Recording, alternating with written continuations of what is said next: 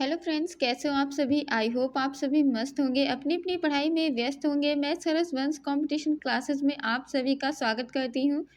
Friends, कल हम लोगों ने घटना चक्र में भीमबेटका, अल्तामीरा और लास्को गुफा के बारे में पढ़ा था और उसी के आगे हम लोग आज पढ़ेंगे भीमबेटका से संबंधित जो और इम्पोर्टेंट प्रश्न बचे हुए थे उनके बारे में पढ़ेंगे। ठीक है, तो जो यह प्रश्न है यह बहुत ही ज़्यादा महत्वपूर्ण है परीक्षा की दृष्टि से और सभी प्रतियोगी परीक्षा में यह पूछे गए हैं।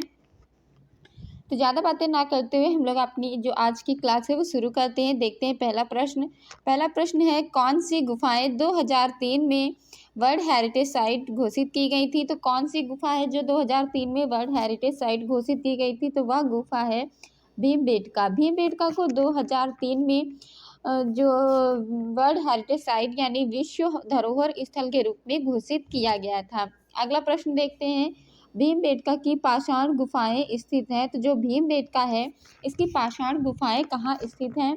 भीमबेटका की पाषाण गुफाएं कहाँ पर स्थित हैं, तो यह विंध्याचल की पहाड़ी पर स्थित है। कहाँ स्थित है, विंध्याचल की पहाड़ी में। बात करते हैं कि जो भीमबेटका गुफा है वह कहाँ स्थित है, तो यह मध्य प्रदेश में स्थित है। अगर जिला पूछा जाए कौन सा है, तो यह रायसेन जिले में स्थित है और यह नवपाषाण काल से संबंधित है। ठीक है, इसका संबंध किससे है, तो इसका संबंध नवपाषाण काल से है। अगला प्रश्न है, भीमबेटका नामक पहाड़ी में कितनी गुफाएं प्राप्त हुई हैं। तो भीमबेटका नामक पहाड़ी में 600 गुफाएं प्राप्त हुई हैं। कितनी गुफाएं प्राप्त हुई हैं, 600। अगला प्रश्न देखते हैं। अगला प्रश्न है, भीमबेटका क्या है। तो भीमबेटका क्या है, यह एक पहाड़ी है। इसे क्या कहा गया है, भीमबेटका को एक पहाड़ी कहा गया है। अगला प्रश्न है, भीमबेटका गुफाएं अवस्थित है। अभी हम लोगों ने देखा था कि यह कहाँ अवस्थित है, मध्य प्रदेश में, जिला रायसेन। ठीक है, जिला पूछा जाए तो रायसेन और अगर स्थान पूछा जाए तो मध्य प्रदेश में स्थित है और पहाड़ी पूछी जाए तो विंध्य की पहाड़ी में यह स्थित है। अगला प्रश्न है, भीमबेटका गुफा के चित्रों की खोज सर्वप्रथम किसने की। तो भीमबेटका गुफा के चित्रों की खोज सर्वप्रथम वी.एस. वाकड़कर ने की। किसने की, वी.एस. वाकड़कर ने। अगर यह पूछा जाए कि कब की थी, तो 1957 ईस्वी में इन्होंने इसकी खोज की थी और यह क्या है, यह प्रोफेसर हैं। अगला प्रश्न है, भीमबेटका गुफा की खोज निम्न में से किसके द्वारा की गई थी। तो देखिए यह रिपीट क्वेश्चन हुआ है, तो इसका आंसर क्या होगा, प्रोफेसर वाकड़कर। क्या आंसर है इसका, इसका आंसर है वी.एस. वाकड़कर। इन्होंने इसकी खोज की थी। कब की थी, अभी बताया था मैंने, 1957 ईस्वी में इसकी खोज की थी। अगला प्रश्न है, भीमबेटका की खोज हुई थी। तो भीमबेटका जो है इसकी खोज कब हुई थी, 1957 ईस्वी में भीमबेटका की खोज हुई थी। अभी बताया था मैंने आप लोगों को कहाँ यह कहाँ स्थित है, तो यह कहाँ स्थित है, मध्य प्रदेश में यह स्थित है। मध्य प्रदेश में कहाँ पर स्थित है, तो बात करते हैं कि यह मध्य प्रदेश में कहाँ स्थित है। मध्य प्रदेश में रायसेन जिले में स्थित है। कहाँ स्थित है, मध्य प्रदेश के रायसेन जिले में यहाँ स्थित है। ओके, अगला प्रश्न देखते हैं, भीमबेटका में कौन से चित्र चित्रित हैं। तो भीमबेटका की गुफा जो है इसमें प्रागैतिहासिक चित्र चित्रित हैं। अगला प्रश्न है, भीमबेटका के गुफा चित्रों में सबसे अधिक कौन सा रंग प्रयोग हुआ है। तो सबसे अधिक प्रयोग लाल रंग का हुआ है और यह लाल रंग कैसे बनाया जाता था, यह जो गेरू होती है गेरू से बनाया जाता था। और गेरू के अलावा अगर बात करें तो यह जो ईंट होती है, ईंट जो कि लाल रंग की होती है, इसको घिसकर भी ये लोग लाल रंग को बना लिया करते थे। ठीक है, तो अगला प्रश्न देखते हैं। अगला प्रश्न है, भीमबेटका में प्राप्त होने वाले शैल चित्र अधिकतर कहाँ बने हुए हैं। तो जो भीमबेटका है यहाँ पर जो शैल चित्र पाए गए हैं यह कहाँ पर बने हुए हैं, दीवार एवं छत पर बने हुए हैं।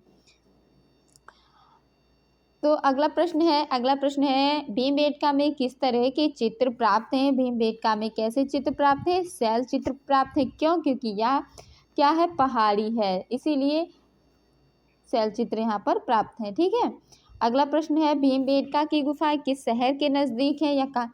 तो अभी मैंने आप लोगों को बताया था कि यह कहाँ स्थित है, मध्य प्रदेश में स्थित है। और अब पूछा गया है कि किस शहर के निकट स्थित है, तो यह किस शहर के निकट स्थित है, भोपाल शहर के निकट स्थित है। कहाँ, भोपाल शहर के निकट यह स्थित है। अगला प्रश्न देखते हैं। अगला प्रश्न है, भीमबेटका किस शहर के पास स्थित है, वही है भोपाल के पास में स्थित है। फिर अगला प्रश्न है, पुरापाषाण काल के दौरान बने भीमबेटका के चित्र हैं, यानी जो पुरापाषाण काल है इसमें जो भीमबेटका में कौन कौन से चित्र बने हुए थे, तो इसमें पुरा पाषाण के दौरान जंगली सांड, बाघ और हाथी के चित्र बने हुए थे। ये जो भीमबेटका है इसमें चित्र कैसे मिले हैं, तो इसमें 2 स्तर के चित्र मिले हुए हैं। प्रथम स्तर का जो चित्र है इसमें शिकार, नृत्य, हिरन, बारहसिंगा, सुअर, रीछ, जंगली भैंसा या बाइसन के जिसे कहते हैं, बाघ, हाथी और अस्त्रधारी घुड़सवार के चित्र मिले हैं।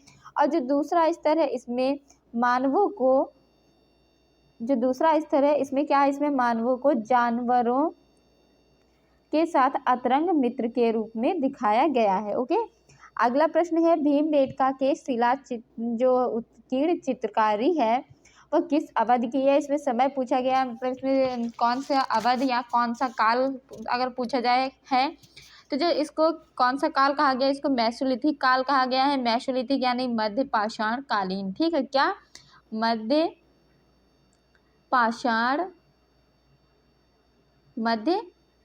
कालीन, मध्य पाषाण काल, ठीक है, इसको क्या कहा गया है, मध्य पाषाण काल इसको कहा गया है। अगला प्रश्न देखते हैं, भीमबेटका, लिखनियादरी और पंचमढ़ी प्रसिद्ध है। तो जो भीमबेटका और लिखनियादरी, पंचमढ़ी है, यह प्रागैतिहासिक चित्रों के लिए प्रसिद्ध है।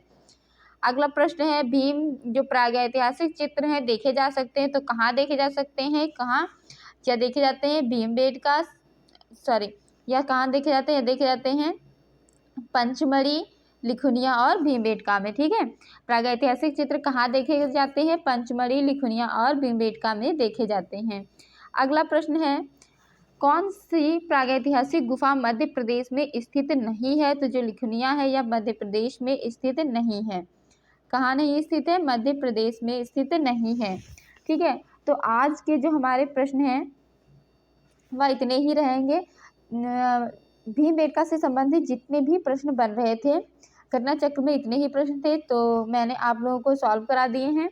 और इसके आगे हम लोग जो अन्य प्रश्न हैं उनको देखेंगे, जो अन्य क्षेत्र हैं उनके बारे में हम लोग पढ़ेंगे और उनकी तैयारी आप लोग अच्छे से करिएगा। जितने भी इम्पॉर्टेंट प्रश्न थे वह मैंने आप लोगों को करा दिए हैं। अगर आप लोगों को यह सेशन अच्छा लगा हो तो प्लीज़ लाइक, शेयर और सब्सक्राइब कीजिएगा। अगर आप लोग इस चैनल पर नए हैं तो इस चैनल को सब्सक्राइब ज़रूर कीजिएगा और कमेंट करके अपना फीडबैक ज़रूर दीजिएगा। Thank you.